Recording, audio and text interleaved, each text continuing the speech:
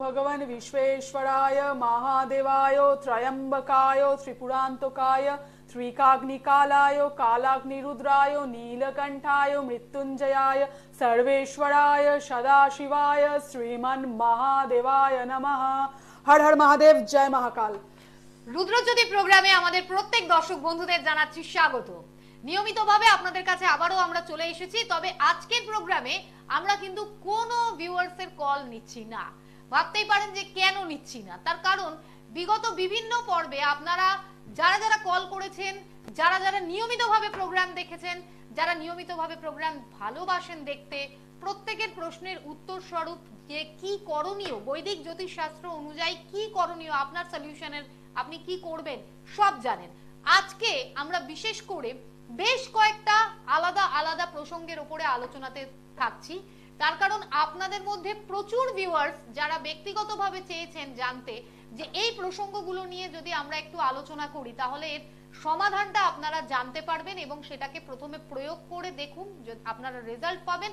আপনারা ডেফিনেটলি সেটা আমাদের লাইভ ইন অনুষ্ঠানে আবারও যেখানে কথা বলার সুযোগ আপনারা পেয়ে যাবেন সেখানে জানাবেন এবং পাশাপাশি চেম্বারে যখন যাবেন সেখানেও জানাবেন।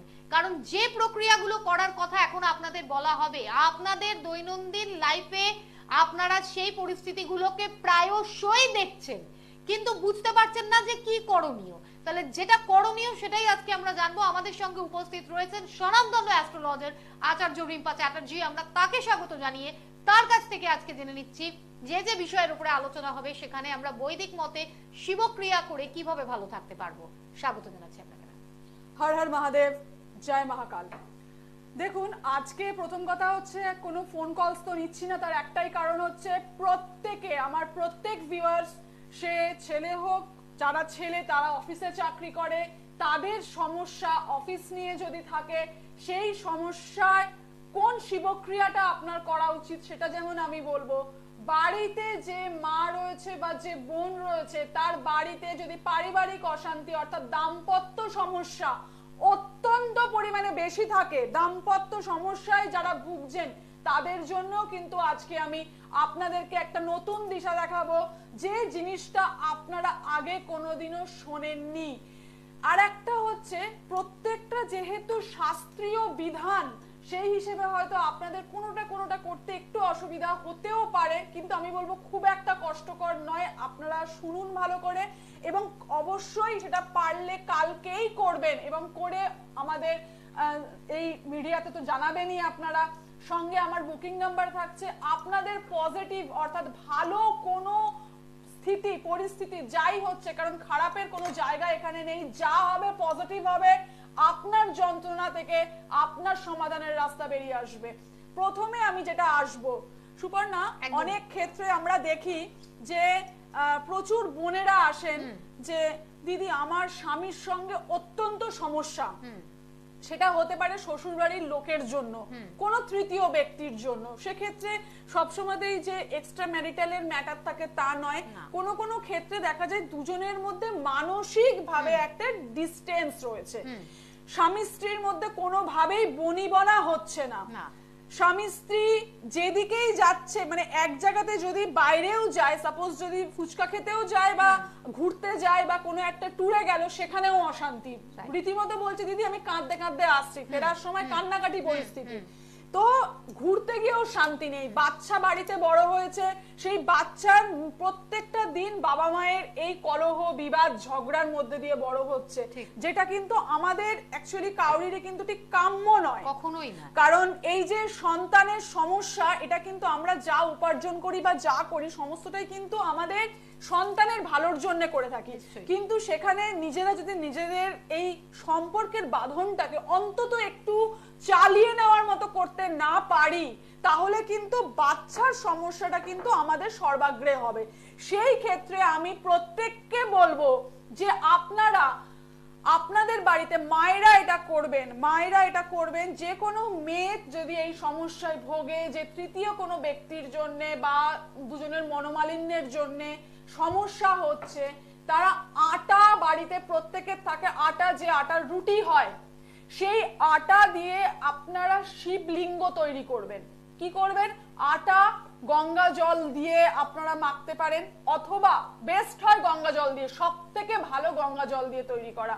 যদি গঙ্গা জল না পান গোলাপ জলও দিতে পারেন, বা যদি কেউ বলেন দিদি আমি গোলাপ জলও দিতে পারছি না, সেই ক্ষেত্রে আমি বলবো বিশুদ্ধ যে জল দিয়ে আপনি আপনার বাড়িতে পুজোর কাজকর্ম করেন সেটা করবেন, সেই জল দিয়ে আটা মাখবেন, আটা মেখে শিবলিঙ্গ তৈরি করবেন, এবং শিবলিঙ্গ তৈরি করার পরে সেই শিবলিঙ্গে আপনি যেমন আহ্বান করেন মহাদেবকে পুজো করেন, সেই শিবলিঙ্গ, এটা কিন্তু বাড়িতে থাকা শিবলিঙ্গের ওপরে হবে না, নিজের হাতে সেই জাতিকাকে যার সমস্যা রয়েছে তাকে কিন্তু এই শিবলিঙ্গ তৈরি করতে হবে।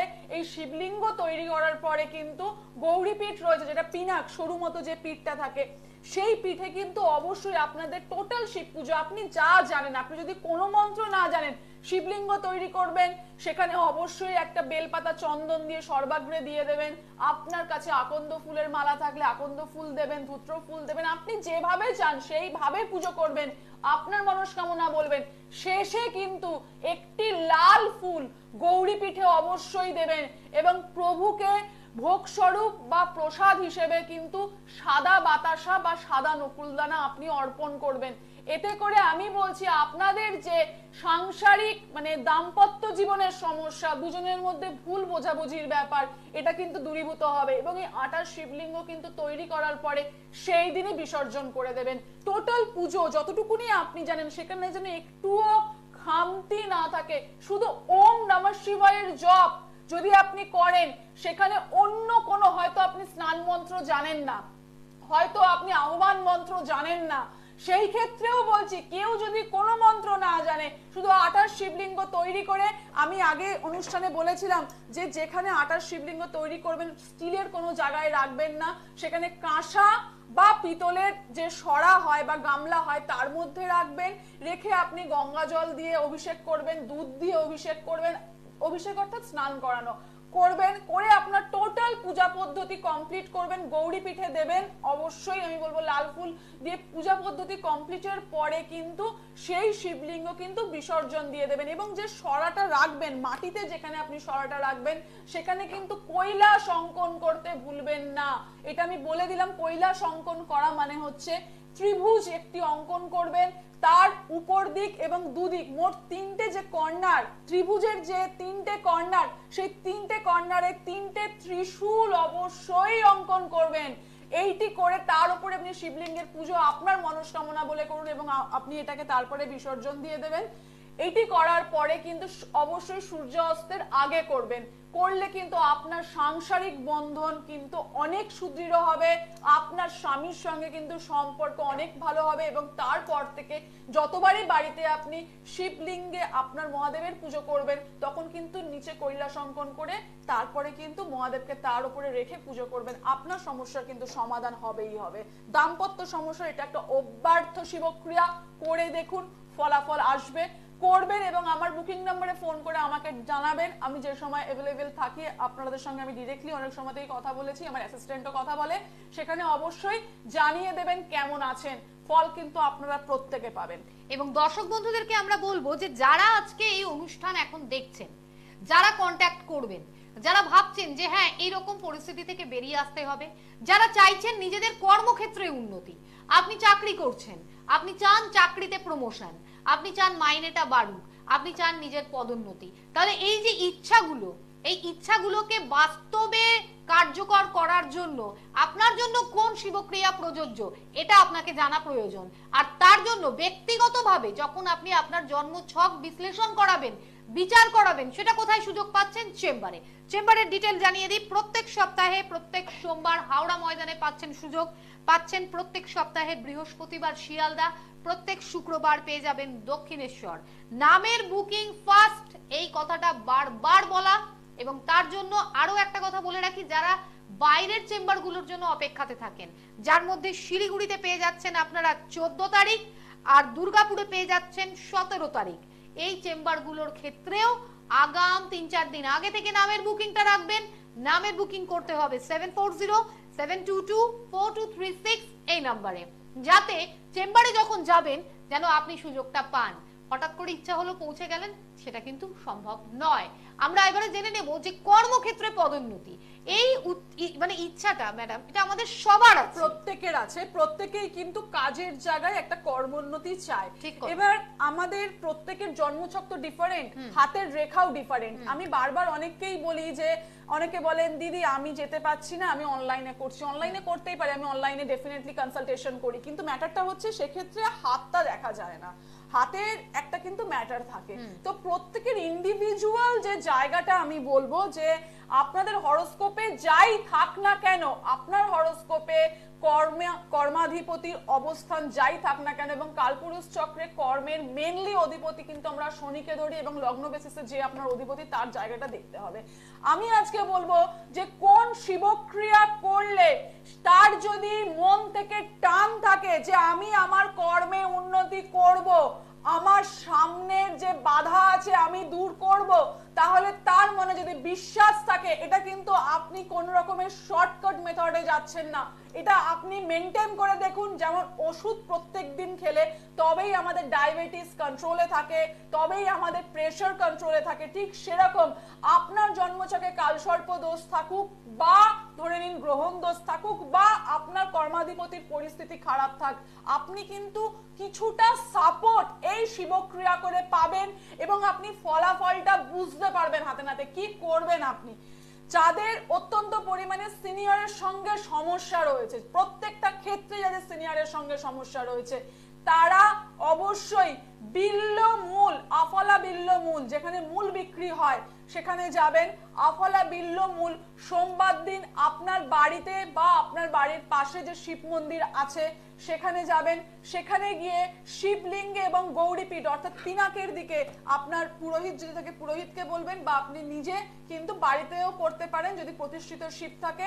বিল্লমূল কিনে এনে আপনি মাথায় ঠাকান মহাদেবের, এবং কিচ্ছু যদি বলতে না পারেন শুধু ওম নমঃ ভগবতে রুদ্রায়, ওম নমঃ ভগবতে রুদ্রায়।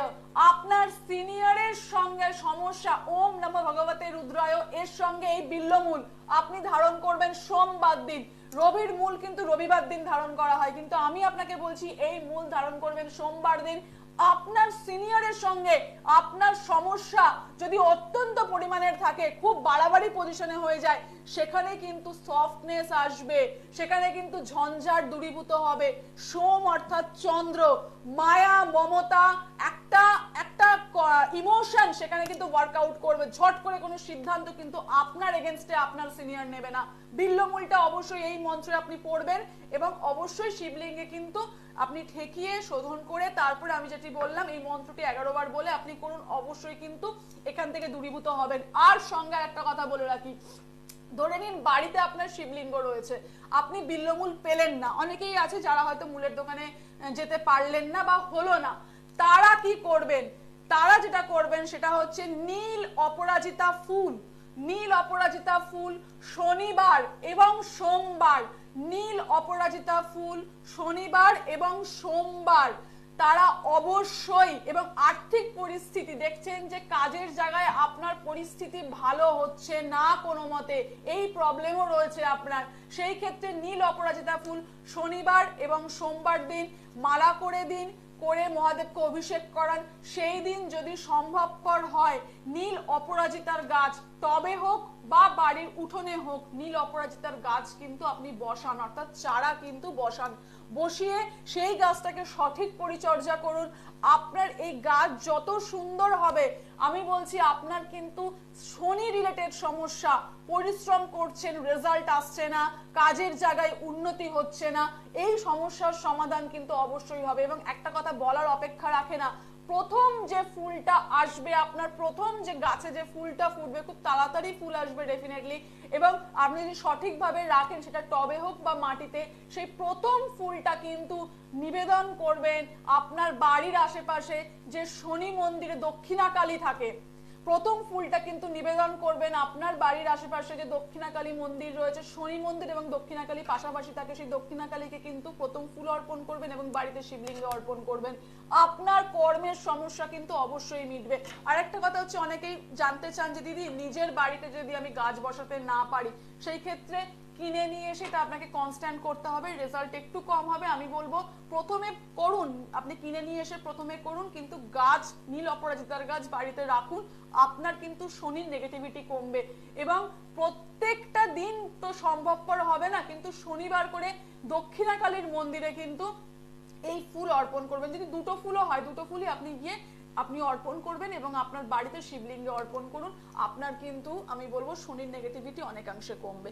নেক্সট আর একটা খুব ইম্পর্টেন্ট একটা টপিকে আমি যাব, সেটা হচ্ছে যাদের ধরে নিন আপনার ফাঁড়া চলছে, মানে অনেককেই দেখেছি একাধিকবার ফাঁড়ার কবলে পড়েন, ফাঁড়ার কবলে দুর্ঘটনা হচ্ছে, গাছ থেকে পড়ে যাচ্ছে, বা চলতে চলতে দেখা যাচ্ছে বাইক অ্যাক্সিডেন্ট হয়ে গেল, সামহাউ তার প্রবলেম চলছে, সিঁড়ি থেকে পড়ে গেল, গিয়ে পায়ে হয়তো পায়ে সমস্যা, প্রবলেম রেডি হয়ে গেল। সেই ক্ষেত্রে আমি বলবো যাদের ফাঁড়া দুর্ঘটনা একাধিকবার হয়েছে তাদের ক্ষেত্রে তারা দূর্বা, তারা কিন্তু দূর্বা নেবেন। কটা দূর্বা নেবেন? 28টা দূর্বা নেবেন। 28টা দূর্বা মহাদেবের শিবলিঙ্গে অভিষেক করুন। সঙ্গে কি করবেন? একটা পদ্ম ফুল অভিষেক করবেন। এই শ্রাবণ মাসে অবশ্যই করবেন, তারপরের মাস থেকে অর্থাৎ শ্রাবণের পরে ভাদ্র মাস থেকে যে কোনো একটি করে সোমবার করবেন। 28টা দূর্বা এবং পদ্ম ফুল একটি করে। যদি পদ্ম ফুল কোনো কোনো ক্ষেত্রে আপনারা না পান, শুধু দূর্বা করবেন, কিন্তু করবেন। 28টা দূর্বা দিয়ে আপনি এটি অবশ্যই মহাদেবকে অভিষেক করান।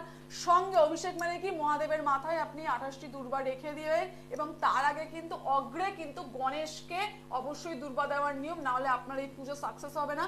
গণেশকে দূর্বা দিয়ে মহাদেবকে অভিষেক করান, আপনার ফাঁড়া কিন্তু অনেকাংশে কাটবে। এবং লাস্টে কিন্তু কর্পূর দিয়ে আরতি করতে ভুলবেন না। যাদের ফাঁড়ার সমস্যা রয়েছে, যারা মহামৃত্যুঞ্জয় করতে পারছেন না, অত্যন্ত প্রবলেমের মধ্যে রয়েছেন, তারা কিন্তু এই দূর্বা দিয়ে অভিষেক করার পরে, মহাদেবকে অর্পণ করার পরে কর্পূর দিয়ে মহাদেবের আরতি করুন। আপনার কর্পূর আরতি কিন্তু প্রত্যেক দিন করবেন, সেটা কিন্তু একদিনও বাদ দেবেন না।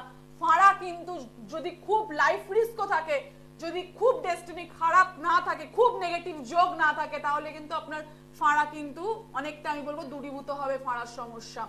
লাস্ট আমি আর একটা জায়গা থেকে বলবো, একটা লাস্ট নয় অ্যাকচুয়ালি লিস্ট বলবো, কারণ অনেক একটার পর একটা যেগুলো আমরা জানছি, এর মধ্যে থেকে আমি একটা প্রশ্ন আপনার কাছে রাখতে চাইবো ম্যাডাম। যারা যে যে প্রসঙ্গগুলো সম্বন্ধে জানতে চেয়েছেন, আপনি তাদের উদ্দেশ্যে এই উপায়গুলো জানাচ্ছেন, কিন্তু একটা বিষয় নিয়ে বাবা মায়েরা ভীষণভাবে চিন্তায় থাকেন, সেটা হলো তাদের সন্তানকে নিয়ে। আপনি একদম শুরুতেই বলেছিলেন যে যে উপার্জন আমরা যে করছি, আমাদের একটা বড় লক্ষ্য থাকে আমাদের বাড়ির সন্তান বা আমরা সবাই যেন ভালো থাকি, কিন্তু সেই সন্তানের জন্য বিনিয়োগ করার পরেও, তার শিক্ষাগত দিক থেকে হোক বা তার প্রয়োজন পূরণের পরেও, সেই সন্তান যে সবসময় সঠিক ট্র্যাকে থাকে তা কিন্তু হয় না। এই জায়গাটা নিয়ে খুব ডাইভার্ট হয়ে যায়, একদমই তাই। তো কথা হচ্ছে এই যে সুপর্ণা বললো সন্তানকে নিয়ে আমি অনেকগুলো এপিসোড করেছি, বাট তাও আজকে আরেকটা আমি অ্যাড অন করছি।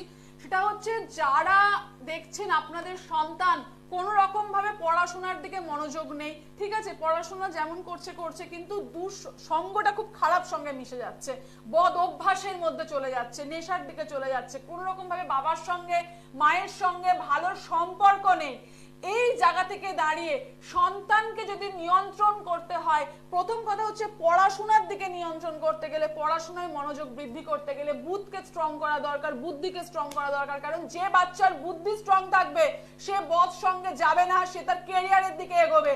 আমি বলবো আপনাদেরকে এটা কন্টিনিউ করে দেখুন, বাজার থেকে আমলকি কিনে আনবেন, আমলকি কিনে আনবেন। আমলকির কিন্তু প্রচুর গুণাগুণ রয়েছে, যেটা আমরা ঔষধি গুণাগুণ জানি। যেটা করবেন সেটা হচ্ছে আমলকি কিনে এনে, যেটা বুধবার দিন, শুক্লাপক্ষের বুধবার করলে খুব পজিটিভ রেজাল্ট পাবেন আপনারা। শুক্লাপক্ষের বুধবার এটি করবেন। একটি আমলকি, গোটা আমলকি এবং একটি মধু শিশি, টোটালি এটা আপনার পুজোর জায়গায় রাখবেন।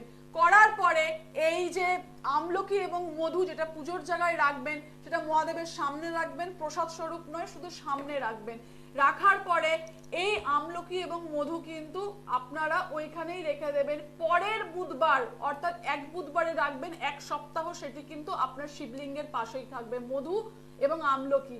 আপনার সন্তানের পড়াশোনায় মনোযোগ বৃদ্ধির জন্য এটা রাখার আমি কারণটা বলবো যে এইটা যাদের পড়াশোনায় মনোযোগ অত্যন্ত বৃদ্ধি করার ইচ্ছে রয়েছে, তারা প্রথম এই আমলকিটি মহাদেবের নাম করে, যেটি শিবলিঙ্গে সামনে আপনি রাখলেন, সেই আমলকিটি কিন্তু জলে প্রবাহ করে দেবেন এবং তারপরে আরো যে আমলকি আপনাদের বাড়িতে রয়েছে সেই আমলকি প্রত্যেক বুধবার করে আমলকি আর মধু মিশিয়ে, যে মধুটা মহাদেবের সামনে ছিল সেই মধু আর আমলকি মিশিয়ে আপনার সন্তানকে স্নান করান। বুধ কিন্তু অত্যন্ত পরিমাণে স্ট্রং রেজাল্ট দেবে, পজিটিভ রেজাল্ট দেবে। বকরি থাক, পাপ পীড়িত থাক, যাই থাক, বুধের রেজাল্ট কিন্তু ভালো হবে। আমি একটি কথা বারবারে বলি আমার 360 ডিগ্রি প্রতিকারের মধ্যে, সেটা হচ্ছে যে গ্রহ শান্তি স্নান, বুধের এই প্রতিকার, এই যে বললাম আপনাদেরকে আমলকি এবং মধু, প্রথম আমলকিটা আপনারা অবশ্যই আমি বলবো জলপ্রবাহ করে দিন, যেটা রাখলেন শুক্লাপক্ষের বুধবার করবেন, এটা জলপ্রবাহ করে দিন। তারপরে আপনারা কিন্তু এটা কন্টিনিউয়াস, সেটা আর কিন্তু শিবলিঙ্গের সামনে রাখার কোনো দরকার নেই। তারপরের থেকে আপনার সংকল্প হলো এটা আপনি সন্তানের জন্য করলেন, ওর পড়াশোনার মনোযোগ বৃদ্ধির জন্য করলেন। এর পরের থেকে কিন্তু আপনি জাস্ট আমলকি জলের সঙ্গে মিশিয়ে, গোটা আমলকিটাকে একটুখানি কেটে কুচি কুচি করে ছোট ছোট পিস করে আপনি জলের সঙ্গে মেশালেন, 1 চামচ মধু জলের সঙ্গে মিশিয়ে আপনি আপনার সন্তানকে, সে ছেলে হোক বা মেয়ে হোক, স্নান করান। বুধের পজিটিভিটি বাড়বে, বুদ্ধি তীক্ষ্ণ হবে, পড়াশোনায় কিন্তু মনোযোগ বৃদ্ধি হবে। এটা কিন্তু এদের ক্ষেত্রে অত্যন্তভাবে পজিটিভ রেজাল্ট। যাদের ক্ষেত্রে রাহু নেগেটিভ, যে বদ সঙ্গে চলে যাচ্ছে, নেশার দিকে চলে যাচ্ছে, তারা কি করবেন? তারা শ্বেত চন্দনের সঙ্গে আমি বলবো যে অঘরু মিক্স করুন। শ্বেত চন্দনের সঙ্গে কিছুটা অঘরু কিনতে পাওয়া যায় দশকর্মার দোকানে, মিক্স করুন, করে প্রত্যহ রাত্রিবেলায় সন্তানের কপালে কিন্তু লেপন করে দিন। ত্রিপুণ্ডকের মতো দাগ হয় যেটা মহাদেবের কাছে থাকে, ত্রিপুণ্ডকের মতো দাগ হয়, সন্তান যদি ছোট হয় তাকেও আমি বলবো লেপন করে দিন। রাত্রিবেলায় করুন, সকালবেলায় কিন্তু ফ্রেশ হয়ে যাবে, সবটা চলে যাবে। এতে করে কিন্তু রাহু পজিটিভ এফেক্ট দেয়। মহাদেবের নাম নিয়ে মায়েরা এটা করে দেখবেন, আপনাদের কিন্তু পজিটিভিটি বাড়বে, অবশ্যই বাড়বে। এবং এই জায়গাতে কিন্তু আমাদের আজ্ঞা চক্র থাকে, 7 চক্রের মধ্যে আজ্ঞা চক্র কিন্তু আমাদের এখানে থাকে। এখানে ত্রিপুণ্ডক যদি আপনি দেন এবং আপনার বাড়িতে শিবলিঙ্গে যদি আপনি এই ত্রিপুণ্ডকটাই কাটেন প্রত্যেকদিন আপনার সন্তানের নাম বলে, তাতে কিন্তু আপনার ছেলে হোক বা মেয়ে হোক, সে কিন্তু অবাধ্যতা থেকে মুক্ত হবে। আপনার রাহুর প্রকোপ থেকে অনেকাংশে কিন্তু তার সমস্যা দূরীভূত হবে। তার মধ্যে কিন্তু কনফিউশন, খারাপ সঙ্গে মিশে যাওয়া, বাজে বন্ধুর সঙ্গে মেশা, এটা কিন্তু থাকবে না। আমি একটা কথা একদম লাস্টলি বলবো, যেটা কিন্তু খুব ভালো রেজাল্ট দেবে, সেটা হচ্ছে আমরা এখনকার দিনে কম বেশি প্রত্যেকেই পরিবারের মধ্যে একটা বন্ধনের অভাব অনুভব করি। যে যার মতো কাজ করছে, আমি আমার মতো কাজ করছি, সাপোজ আমার হাজবেন্ড আমার হাজবেন্ডের মতো কাজ করছে, তার মা তার মতো কাজ করছে, আমার সন্তান সন্তানের মতো, একটা সবার মধ্যে একটা কি বলবো, নিজের মধ্যে নিজের কাজটা নিজে করা, কোনো কম্বিনেশন নেই। ইভেন খাওয়াটাও নিজের মতো নিজে করে নেওয়া, এই একটা ব্যাপার, মানে যেখানে সঙ্গবদ্ধতা নেই। আমরা যদি আমাদের পরিবারকে সঙ্গবদ্ধ করতে চাই তাহলে কি করব? 5টা লাড্ডু, তার মধ্যে 4টে লাড্ডু কিন্তু আপনাকে বুধবার এবং সোমবার এই দুদিন করতে হবে। বুধবার দিন অবশ্যই 4টে লাড্ডু গণেশজিকে, আপনার বাড়িতে গণেশের ফটো থাকলে, গণেশের মূর্তি থাকলে গণেশজিকে দেবেন। 1টি লাড্ডু কিন্তু শিবলিঙ্গের সামনে আপনাকে নিবেদন করে দিতে হবে। এটি সোমবারে করবেন, বুধবারে করবেন। যেটি মহাদেবকে নিবেদন করা হলো সোমবারে, সেটি বাড়ির যারা সব থেকে বয়স্ক, যে ওল্ড এজ, যার বয়স সব থেকে বেশি, তাকে তাকে দেবেন। আর বাকি 4টে গণেশকে যে 4টে দেওয়া হলো, সেই 4টে কিন্তু বাড়ির প্রত্যেকের মধ্যে কিন্তু আপনারা প্রভুর নাম করে কিন্তু নিজেরা গ্রহণ করবেন। এটা আপনারা করে দেখুন, 4 সপ্তাহ এটা করবেন। বেশি বিশেষ দামও নয়, 4টে, মোট আমি 5টা লাড্ডু বলেছি, এটা সোমবার আর বুধবার। এটা আপনারা কন্টিনিউয়াস করে দেখুন। আপনাদের যারা একান্নবর্তিতার জায়গাটা চান, আমাদের পরিবারের মধ্যে 4 জন 5 জন আছে, তাদের মধ্যে যেন একটা মিলমিশ থাকে, কেউ যেন একে অপরের এগেনস্টে না চলে যায়, যাতে আমাদের মধ্যে একটা ভালোবাসার বন্ধন থাকে, সবাই যেন সবার সঙ্গে কম্বাইন থাকি, যাদের রিলেশনশিপ যেন বিল্ড আপ হয় আরো ভালোভাবে।